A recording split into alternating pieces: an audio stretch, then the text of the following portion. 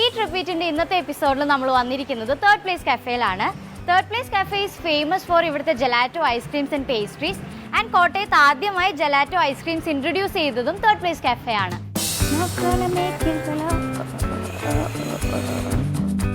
ഇത് ഫങ്കി മോൾട്ടി,